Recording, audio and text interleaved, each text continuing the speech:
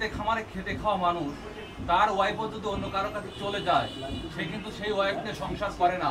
আপনি হিরো আলম একজন সেলিব্রিটি মানুষ, সারা বাংলাদেশের মানুষ আপনাকে চেনে, সেখানে আপনি কেন রিয়ামণি ম্যাক্সবির সাথে আপনি নিজের মুখে বলছেন যে তারা ফিজিক্যালি রিলেশন করছে, তারপরে আপনি কেন এই বউকে মেনে নিলেন? জাতি জানতে চায়। যাত্রীর কাছে এটাই আমি ক্ষমা চেয়েছি যে আপনি যাত্রী বলেছেন যে একটা মেয়ে শারীরিক সম্পর্ক করে হওয়ার পরে কোনো পুরুষ তাকে মেনে নেয় না। তো আমি নিয়েছিলাম, তার একটা ছোট্ট বাচ্চা আছে, সে আমাকে বাবা বলে ডাকে, সে বাচ্চার মুখের দিকে তাকে এবং তাদের মনে করেন যে ভুল সে বলেছে আমাকে আরেকবার সুযোগ দেওয়া হোক। আমি 2বার তাকে সুযোগ দিয়েছিলাম, সেটাই আবারও একবার তৃতীয়বার সে এমনি ভুলটা করলো। বারবার একটা লোক কিন্তু এই সুযোগটা দেওয়ার জানে, বারবার আমি সুযোগ দেওয়ার কারণে সে আমাকে ব্যবহার করে, সে আমাকে মোটা অঙ্কের টাকা ইনকাম করতেছে, তার টাইম লাইনে সে সবসময় থাকতেছে এবং তার মনে প্রেমিকে নিয়েছে আমাকে গুছাইতেছে তাদের পরিকল্পনা হিসাবে।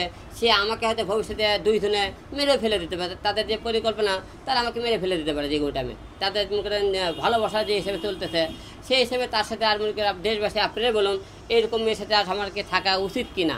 যে কোরআনকে 2বার অবমান করলো, নিজের মেয়ের মাথাতে অবমান করলো, আপনারা এখন বলবেন এখন আমি তাকে নিয়ে সংসার করতে পারি কি পারি না?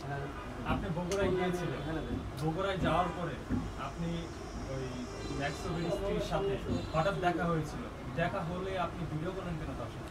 আচ্ছা শোনেন, একটা লোকের সাথে আমরা রাস্তা পরে দেখা যায়, সে আমার সাথে অনেক দিন ধরে সাথে সম্পর্ক, তো দেখা হলে আমি তো কোনো রিসোর্টে দেয় ভিডিও বানাইনি, যেখানে তার সেখানেই ভিডিও বানাইছি। আমি তো কোনো রিসোর্টে যাইনি, কোনো স্পটে দেয় ভিডিও বানাইনি, ঠিক না?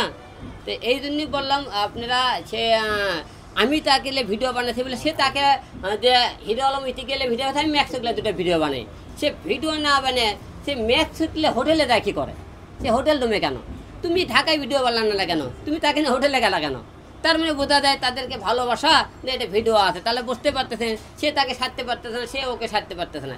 এটা একটা ওসিলে যে হিরো আলম ইতি সার ভিডিও বানাতে আমাকে ভিডিও বানাতে হবে, সে আমি ভিডিও বানাচ্ছি তার কেন ভিডিও বানাতে হবে? এটাকে আপনি বলেন, আমি হিরো আলম 10টা মেয়ের সাথে ভিডিও তো বানাবে, তা আমার বউ কেন 10টা মেয়ের সাথে ভিডিও বানাবে, 10টা ছেলের সাথে ভিডিও বানাবে বলেন? আচ্ছা, রিয়ামণির মধ্যে কি আছে যে হিরো আলম ছাড়তে পারতেছে না, ম্যাক্সবি ছাড়তে পারতেছে না? না, ম্যাক্সবি ছাড়তে পারে, রিয়ামণি ম্যাক্সও ছাড়তে পারতেছে না। রিয়ামণি ম্যাক্সের কাছে দৌড়ে যায়, আমি সব টাইমে অনেক টাইমে দেখেছি। আর আমি তার একটা বললাম, তার একটা মেয়ে, তার মেয়ের মুখের দিকে দেখে এবং মনে করেন এত বছরের মতন একটা সংসার ভাঙ্গা নাকি মসজিদ ভাঙ্গা, তো সেই হিসেবে আমি আরেকবার সংসারটা করার জন্য সিদ্ধান্ত নিয়েছিলাম আর কি। আচ্ছা, রিয়ামণি যে বারবার ম্যাক্সবির কাছেই ফিরে যাচ্ছে আপনার কাছ থেকে, আসলে আপনার কোনো দুর্বলতা আছে কিনা?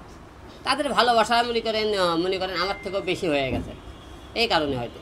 আচ্ছা, আরেকটা বিষয় আপনি বারবারই একটা কথা বলতেছেন যে সংসার ভাঙ্গা আর মসজিদ ভাঙ্গা সমান কথা, তো পরকীয়ার সাথে এই কথাটা তো যায় না, আপনি কি মনে করেন? না, পরকীয়া করলে আপনি একবার তাকে সুযোগ দেওয়া উচিত। আমি তাকে সুযোগ দিয়েছিলাম, যে সুযোগ দেওয়ার পরে সে মনে করে সুযোগটা কাজে লাগাতে পারেনি, সে বারবার সেই ছেলের কাছে যাইতেছে, তাহলে তাকে সুযোগ দেওয়া যায় না। এখন আপনি কি করবেন? আমার কোনো মনে কোনো করার নাই। সে আজকে অলরেডি ঘোষণা দিয়েছে, সে আমাকে ডিভোর্স দিয়েছে বলেছে, মানুষের অনেক সাংবাদিক প্রশ্ন কাছে ডিভোর্স দিয়ে সে ম্যাক্সবিকে বিয়ে করবে, সে ঘোষণা দিয়েছে আজকে।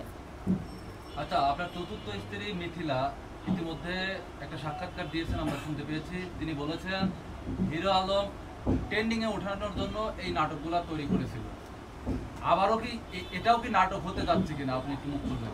দেখেন, নাটক হলে আমি কিন্তু পরে গিয়ে তার প্রেমিকাকে ধরতাম, আমি তার না ধরে আমি কিন্তু বগুড়ায় ছিলাম। এখানে কিন্তু ওখানকার বৈশাখী টিভির সাংবাদিকরা আপনি গণমাধ্যম তারা ধরেছে, এবার কিন্তু আমি ধরিনি। তাহলে আমি কীভাবে তার নাটক হিসাবে মনে করেন ট্রেন্ডিংয়ে থাকা নিয়ে করলাম বলেন? আমি তো সংসার করার জন্য তাকে নিয়ে যাচ্ছিলাম আমাদের কাছে।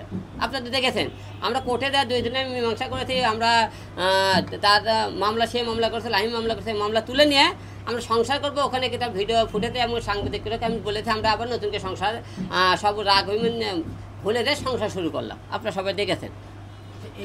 ঠিক এই মুহূর্তে আপনি চতুর্থ স্ত্রী মিথিলাকে আপনার মানে রিয়ামণির জায়গায় অবস্থান দিবেন কিনা? না, এই বিষয়ে আমি কোনো কথা বলতে চাই না।